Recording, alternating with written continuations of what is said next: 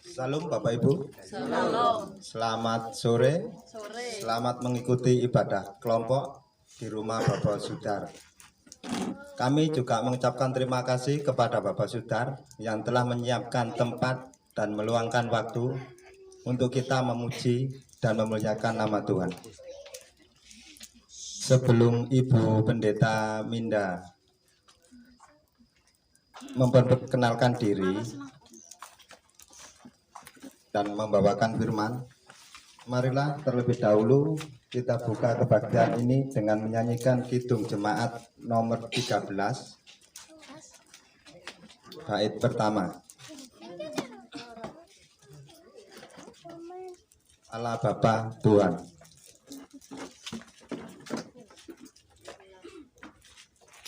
Baik. Mari kita angkat bersama-sama. Allah Bapa Tuhan, dimuliakanlah nama-Mu. Allah Bapa Tuhan, dimuliakanlah nama-Mu. Langit bumi ciptaan-Mu, kami pun anak-anak-Mu. Datanglah dengan kasih-Mu. Untuk Ibu Pendeta Minda, tempat dan waktu kami persilahkan.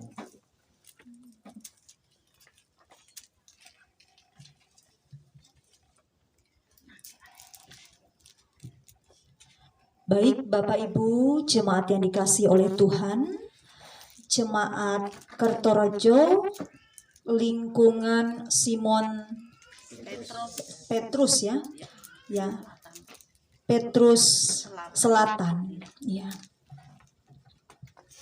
Bersyukur untuk perjumpaan kita pada sore menjelang malam hari ini. Shalom. Shalom. Ya, salam kenal untuk kita semua Bapak Ibu. Saya Pendeta Minda Naarai STH. Saya dari Gereja Kalimantan Evangelis. Saya melayani di satu kabupaten kota di Kalimantan Tengah, yaitu Kabupaten Barito Timur, Jemaat GKI Tamiang Layang. Jadi saya sudah menjadi pendeta kurang lebih 4 tahun. Saya bersyukur melewati CPA atau pendidikan pastoral klinis, yang dimana kami memusatkan pelayanan pada pelayanan pastoral atau konseling penggembalaan, yaitu kepada pasien-pasien yang ada di Rumah Sakit Kristen Mojowarno kurang lebih 1 bulan, dan juga pelayanan perkunjungan jemaat ke Jemaat Mutersari, ke Jemaat Kertorejo, dan juga nanti ada beberapa jemaat yang lain. Bersyukur boleh bertemu, berkenalan dengan Bapak Ibu Saudara, walaupun saya tidak bisa mengunjungi satu persatu ke rumah Bapak Ibu, tapi saya bersyukur kita boleh berkumpul pada sore hari ini. Baik, itu saja perkenalan singkat dari saya. Kita akan masuk di dalam peribadatan kita di rumah keluarga Bapak Sudar, dan kita mengawalinya dengan persiapan ibadah. Kita bersatu teduh sejenak.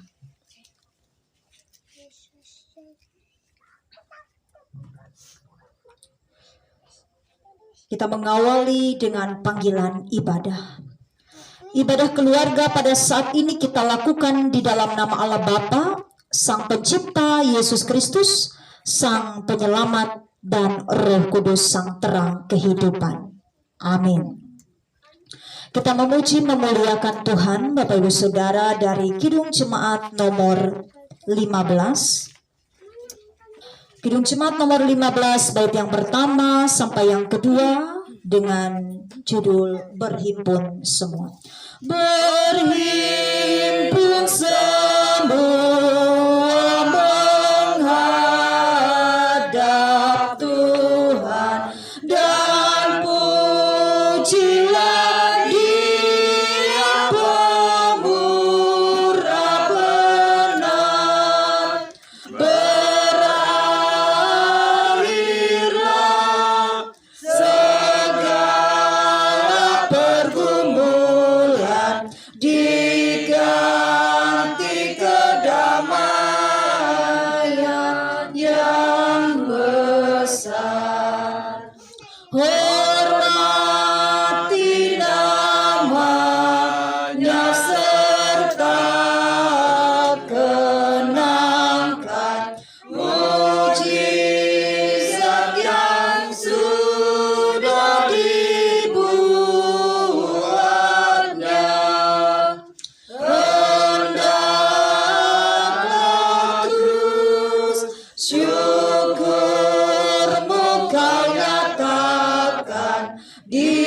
jalan hidupmu seluruhnya.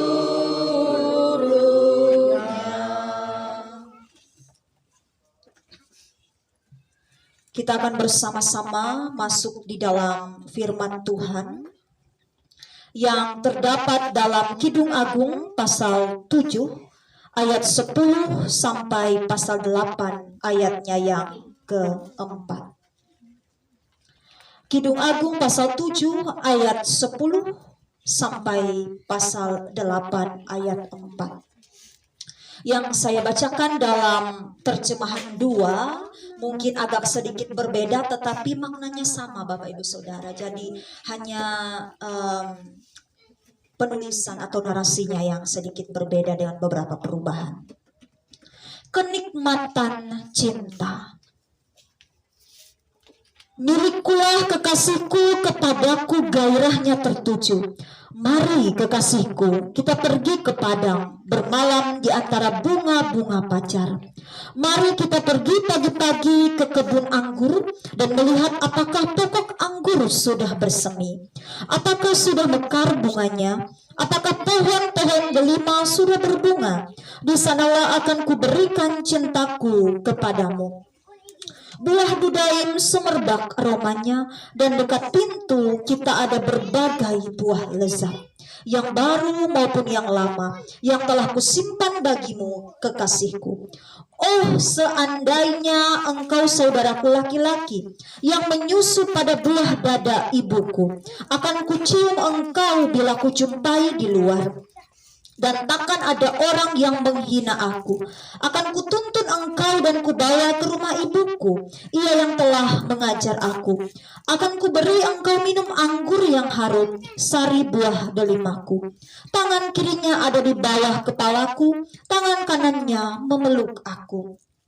Kumohon dengan sangat, putri-putri Yerusalem, jangan kamu membangkitkan dan menyalakan cinta sebelum diingininya. Yang berbahagialah setiap orang yang mendengarkan firman Allah dan yang memeliharanya. Amin. Kita memuji Tuhan kembali dari Kidung Jemaat nomor 50A. Bait yang pertama dan baitnya yang keenam. Kidung Jemaat 50A, bait pertama dan keenam, Sabdamu Abadi. Sabdamu abadi, seluruh langkah kami yang mengikutinya, hidup sukacita. Tolong agar kami rajin mendalami, lalu melakukan sabdamu ya Tuhan. Kita akan masuk dalam renungan firman Tuhan. Mari kita merendahkan diri di hadapan Tuhan, kita berdoa. Ya Allah Bapa kami di dalam Yesus Kristus yang menolong kami dalam persekutuan Roh Kudus. Sungguh karyamu, kuasamu, dan hikmatmu melampaui segala akal. Dengan hikmat yang sama dan dengan tuntunanmu Tuhan, kami percaya firman-Mu ini tidak hanya kami baca, kami dengarkan, kami renungkan, tapi kami lakukan bersama. Dalam pertolongan Tuhan, mampukanlah kami. Amin. Bapak Ibu Saudara yang dikasihi di dalam Tuhan kita Yesus Kristus, selamat malam sekali lagi. Shalom. Salam damai sejahtera dalam Yesus Kristus. Bapak Ibu Saudara yang dikasihi dan juga diberkati oleh Tuhan, apa yang biasanya dirasakan oleh orang yang sedang jatuh cinta? Bapak Ibu pernah jatuh cinta? Pernah. Apa yang biasanya dirasakan ketika jatuh cinta? Gimana Pak? Berbunga-bunga. Apalagi Resah dan gelisah.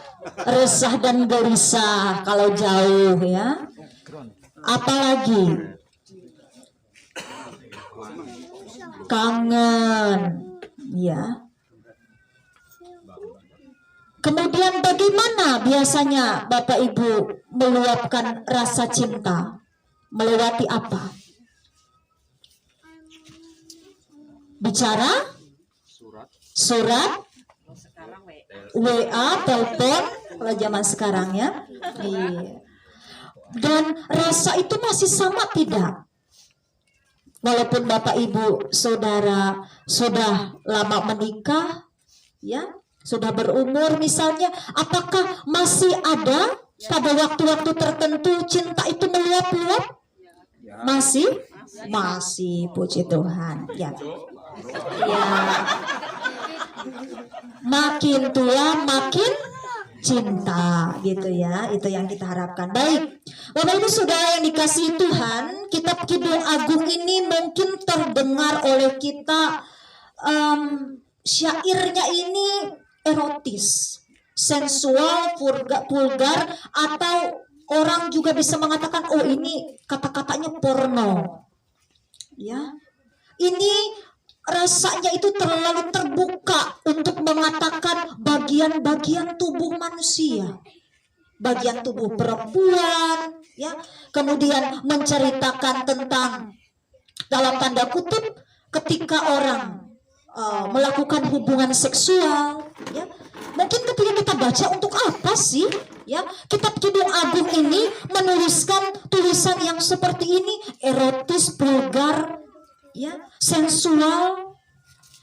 Saudara yang dikasihi Tuhan, kitab Kidung Agung ini mencerminkan tentang bagaimana luapan dan nyala gairah cinta Tuhan itu kepada bangsa Israel yang disampaikan melewati Song of Solomon atau nyanyian Salomo. Kitab Kidung Agung ini dituliskan oleh Raja Salomo. Dan biasanya dibacakan itu pada momen perayaan Paskah Yahudi. Kenapa? Karena pada saat perayaan Paskah mereka mengenang cinta Allah yang begitu bergairah, begitu besar, begitu meluap-luap kepada mereka sehingga mereka mampu keluar dari jeratan kehidupan di Mesir. Bapak Ibu Saudara yang dikasihi Tuhan, bagi kita orang percaya, ini adalah tanda bahwa Allah itu meluapkan cintanya bergairah kepada umatnya. Sehingga dengan gairah itu maka sempurnalah cinta Allah yang sungguh-sungguh erat dan intim dengan kita. Jadi, kasih Allah itu kasih agape, kasih yang tidak menuntut balas. Tapi kasih yang diceritakan Salomo ini adalah kasih eros, kasih nafsu. Tetapi nafsu itu tidak selamanya jahat dan bukan hal yang salah. Karena setiap diri manusia itu sepaket dirinya dengan rasanya. Dan termasuk salah satu adalah nafsu. Dan nafsu itu ditujukan Allah untuk diluapkan pada pribadi yang tepat. Seperti Allah meluapkan cintanya pada kita secara tepat. Begitu pula di dalam kehidupan kita. Artinya firman Tuhan ini punya dua perspektif. Yang pertama, bahwa Allah ingin menyatakan bahwa Allah itu begitu mencintai, begitu bergairah, begitu intim, begitu dekat dengan kita umatnya. Dan kita pun diharapkannya memiliki gairah yang sama. Jadi, ketika Bapak Ibu semua bersekutu beribadah ke tempat ini, bergairah tidak untuk datang kepada Allah? Ada tidak perasaan meluap-luap saya ini ingin sekali bersekutu? Itu harus kita gali di dalam diri kita. Apakah ketika kita bersekutu kita memiliki gairah untuk datang kepada Allah? Dan gairah itu yang membuat kita menanggalkan segala rasa malas, merelakan waktu kita, memberikan kesempatan bagi diri kita untuk bersekutu dengan saudara-saudara kita. Padahal kalau dipikir-pikir kesibukan di rumah banyak. habis kerja capek. Tetapi karena gairah yang begitu besar, kita datang kepada Allah. Sehingga yang Allah inginkan, kalau Dia menolong kita, kalau Dia memberkati kita, itu luapan cintanya, itu tabung cinta Allah yang Ia tumpahkan pada kita tuh besar. Dan tidak ada yang menghalangi, membatasi, dan tidak bolong dan muncrat kemana-mana. Tapi pada satu tujuan, yaitu kepada masing-masing pribadi kita. Begitu pula ketika kita datang kepada Allah. Kita datang kepada Allah, betul-betul mari kita mencari gairah itu. Dari mana kita dapat? Bisa saja dari peristiwa hidup yang kita alami, yang dimana kita melihat Allah itu betul-betul ajaib, betul-betul luar biasa dalam hidup kita. Dari mana kita mencari gairah itu? Adalah ketika kita merasa bahwa kita memiliki kerinduan yang besar, tidak cukup di rumah saja bersekutu. Kita perlu bertemu, membangun persekutuan seperti ini. Ketika gairah itu muncul, kita tidak lagi menganggap saya datang hari ini ke rumah Pak Sudar karena sudah jadwalnya. Saya tidak datang karena ini sudah rutinnya begitu. Tetapi betul-betul karena ada gerakan dalam diri kita. Ada gairah yang menggebu-gebu di dalam diri kita. Jatuh cinta kita kepada Tuhan. Mari Bapak Ibu Saudara. Saya tidak bisa mendeteksi di mana sisi Bapak Ibu jatuh cinta dengan Tuhan. Tapi mari renungkan. Ada tidak yang membuat kita jatuh cinta dengan Tuhan? Di bagian titik mana dalam hidup kita? Yang membuat kita mengatakan bahwa Tuhan, Engkau begitu membuat aku jatuh cinta, terpesona, terkagum-kagum Tuhan. Ketika kita menemukan titik itu, kita akan memperoleh energi. Itu namanya energi cinta, energi kasih. Dan pada saat itu kita bisa menemukan dan tidak lagi menganggap pergi ke gereja itu membosankan. Pergi ke gereja itu rutinitas, datang persekutuan itu adalah satu hal yang formalitas, tidak lagi. Begitu pula yang kedua, tentang hubungan. Bapak Ibu Saudara, pertama tadi adalah bagaimana hubungan umat dengan Allah. Allah bergairah betul dalam memberkati kita.